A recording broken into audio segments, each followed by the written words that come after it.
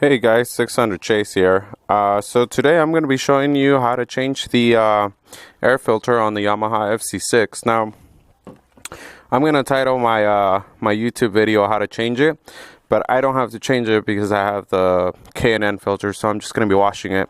And I'm going to show you some of the tools that you'll be needing. They're quite simple. So we'll start off with this.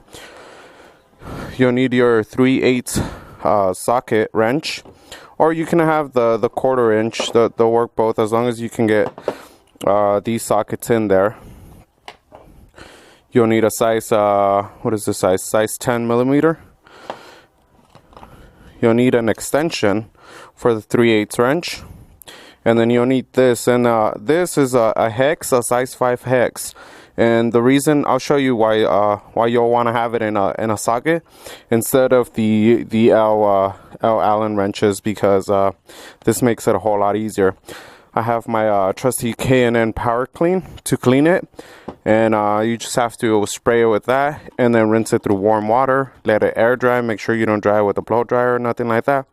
And then some bungee cords, which are optional depending on where you're doing it, and I'll show you what I'll be using those for. Okay, so you're going to want to take the seat off. I already put in the key. You turn it, that's how the seat comes out. Just in case, put it off to the side nice and gently, because you're going to reuse that seat. And what you're going to want to start doing is loosening this this bolt right here that crosses through. And I already loosened it, but I didn't have my camera on, so I'm going to start over. And you're going to want to loosen that. Like I said, mine is loose already, so, and then just go ahead and pull that. Put this off to the side right here, and then you're gonna want to lift the tank gently in order to pull it out safely without stripping these this whatever that's called. Anyways, put that off to the side gently, and now I'll show you why you want to have the extension with this hex right here. Because you have to take off these two screws right here, so it makes it easier. What you want to do is just go ahead and get in there and loosen them. And you don't want to use your whole wrench, because you might run the risk of hitting the tank. So once you have them loose, just twist them by hand. Careful not to drop them, because they're a pain in the ass to grab if you do drop them inside or something like that. So just make sure you grab it, put it off to the side. Do the same thing here. Take this one off, put it right there. Now the next thing you're going to want to do, the reason you have to take these off and these off, is because you're going to need to slide the tank back in order to get it off through here. Okay, so you're going to lift it off from the back first, gently, and then start pushing it back.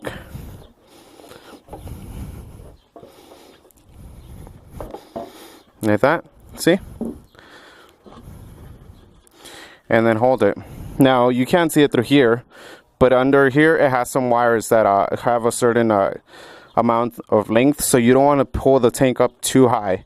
And then you're going to want to go ahead and rest it back on there. And you're going to want to put this bolt that you took off of there back on there, so it'll give it some sturdiness. You just got to play with it a little bit. Get it in there. Take that off. Put that size 10 millimeter Peter. Okay, so you want to put it just enough to grab it, but you don't want to tighten the whole thing. And now is the fun part. That's what I was telling you needed the bungee cords for. So here I have the option, because I have my garage right here. I usually attach them and bring them right here, but I don't have enough length. So I thought I had calculated this properly, but I didn't. So basically all you're going to want to do is get one of the red ones. And that's why I wanted to keep them close at hand, because this has happened to me before. So keep them close at hand.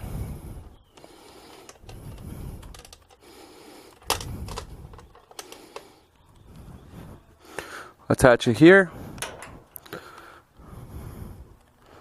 Bring it down and grab it there, and that holds your tank a little bit. Okay, so now that the tank is being held, I'm gonna scoot the motorcycle up a little bit and see if the green one will reach now.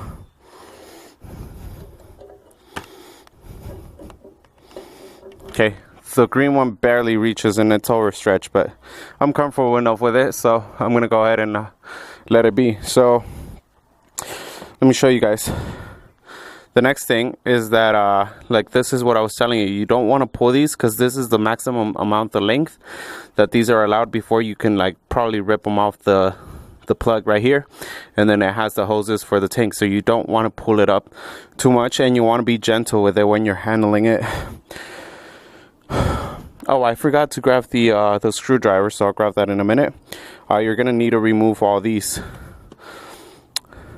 in order to get to it. So let me grab the proper tool and I'll be back. Okay, so I have my my trusty impact driver here, and if you don't have one, that's fine. You can still do it with the screwdriver. This just makes it easier to take them off. And now when you do this, if you ever have used this particular power tools like the drills and stuff like that, you'll know that from time to time inside of here they release a spark. Now, I mean, I don't know what the odds or the chances of this happening is, but I don't want to, I'm hoping not to find out, so I'm trying to be very careful not to get it close to the tank when I'm spinning it. So go ahead and take them off.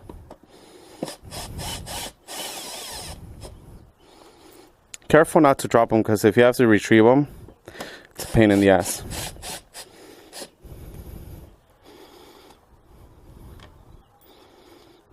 Oh, look, a piece of trash. I don't know how that got in there, but anyhow.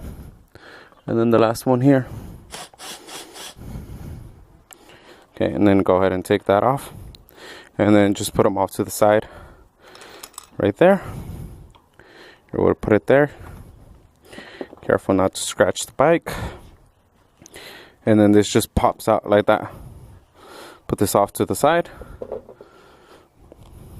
And there's the air filter. And as you can see, it's pretty dirty, but it's one of those K&N, so I'm able to just clean it with the Power Clean from K&N and some warm water.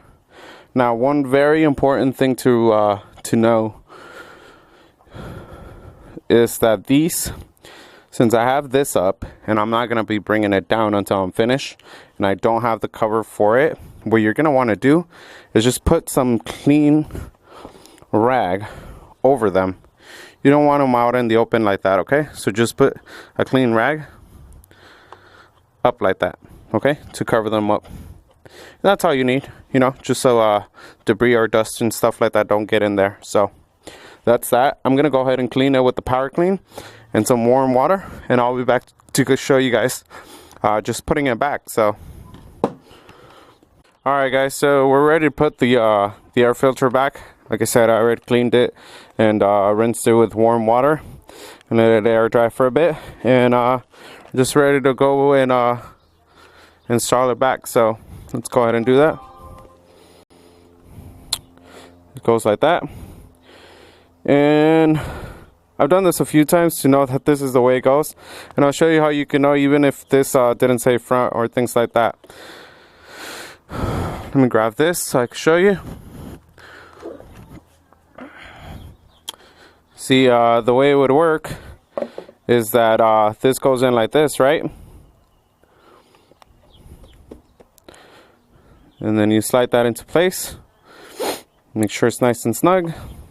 Now, you see how this is covering these, where the air is supposed to go in through, right? And the only entrance is through here. So obviously, you want the air to be filtered, right? So that's how you know where how this is gonna go. Oh, that's the front, even if it didn't have that label. So anyways, just a little side note, and then you're gonna go ahead and position that, and oh shit, I'm gonna spread dust like that. And then like I said, just working a backward pace. Grab our shit, let's go like this, and there it is.